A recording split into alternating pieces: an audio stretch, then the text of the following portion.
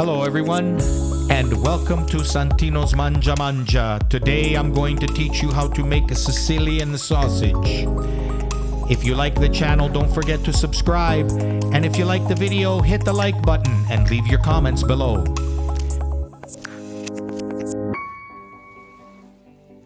Hi guys, okay, today we're going to make some Italian Sicilian sausage. I've bought my two front shoulders. Normally I use the back, but this time I'm going to use the front shoulders. And sometimes I cut up a little bit of meat for later on in the afternoon. And then what I'm going to do is I cut up all the pieces that I need. I usually keep the skin. Sometimes I'll make Italian, it's called tonno, with the meat inside. The bones I keep for my sauce. The night before, I took my casings and I cleaned them out, and then I put them in the fridge with a little bit of lemon and water, and I let them soak like that all night in the fridge, so this way they tend to not have a smell later on. The machine I'm using is a STX Turbo Force 2. It's a 4,000 watt, and it's got a lot of punch to it, so it's a good machine. I just absolutely love it. Comes with the floor pedal, so you can turn it on and off with your foot. It also has a bunch of discs that you get with it, 2 blades. They give you 2 extra blades, which is awesome. And they also give you all your different accessories that you need with it. It's a real nice machine. I really enjoy it, and it's got a lot of power to it. So we're going to do the first pass on the first grind. I like to make sure that I have a little bit of extra fat in it. The more fat you have, the more juicier it comes, especially when you have it in the sauce. You get more of the juiciness in there. I know it's not good for the heart, but hey, win one, lose another.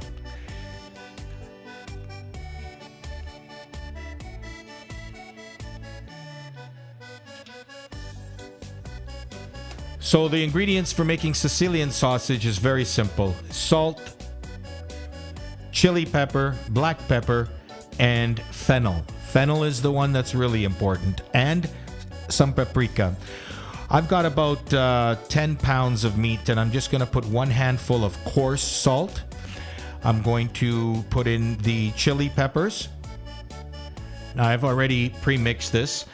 Black pepper, and there's really no set amount of how much. It's depending on how spicy you want it. Usually a handful for 10 pounds is good. The fennel, you're going to put probably about 2 to 3 tablespoons of fennel. And then the paprika, you'll probably put a good maybe 5 tablespoons of paprika. And that gives you that nice color to it. So you're going to stir it all up nicely. You want to make sure that it's not going to be loose, meaning we say in Italian loose. You don't want it. You want it sticky. By the time it's all done, the meat should be sticky. And then what I usually do is I'll take some, make like a little porpetta, a little meatball out of it, and I'll fry it first to see if the taste is there and see what it needs more. Always put less before you put more. Very important.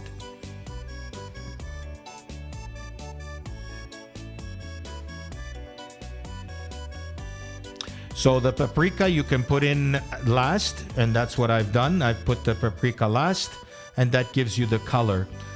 And it gives a little bit more of a flavor too. You see how it's starting to become sticky? When it's nice and sticky on your hands and it sticks to your fingers, you know that you're ready now to put them into the casing.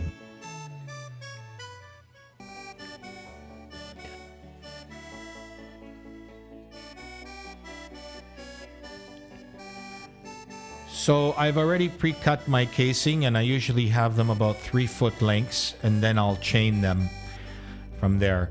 So what you do is you tie your end. That'll be your bottom. You just tie it up, make a knot. You don't need any string of what I'm doing.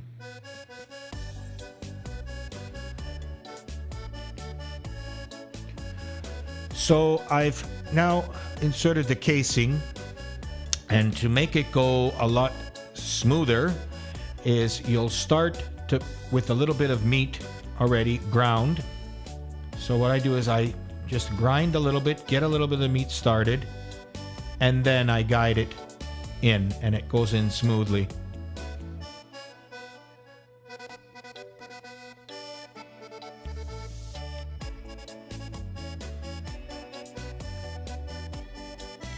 So once I have it all in, all the way, I go right up to the knot, and then I can begin with the grind. So you take the amount of meat that you need, fill up your tray up top, and this is just one person can do it. It's very simple, not hard. If you have two, of course, it's easier.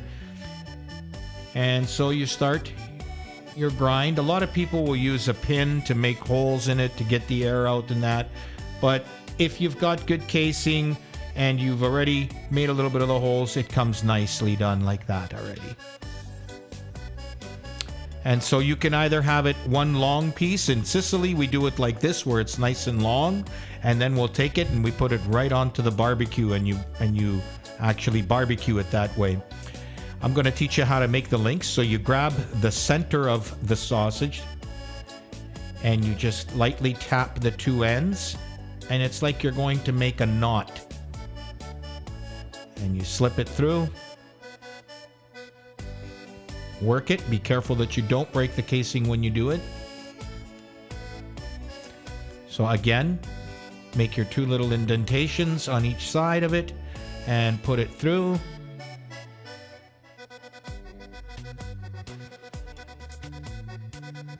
Now you need to really be careful that when you are doing that, you don't break the casing. So as you're putting it through, you're just working it. You'll see it starts to work itself in.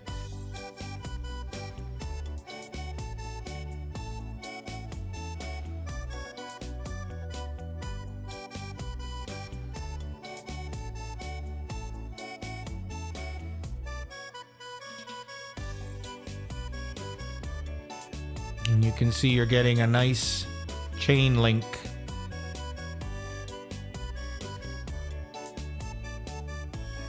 And now if you're going to cure them, you can cure them this way, and you just make sure that you put a little bit of cardboard in between each of the ends so they don't stick together and they dry properly. So you can do that, or I just let them sit for about a day, hang them for a day, get a little bit of moisture out, and then I'll vacuum pack them and freeze them. And then whenever I need, I just go to the freezer, open up the vacuum pack, and I have my fresh sausage from either my sauce or frying or barbecue, whatever you want to do it with.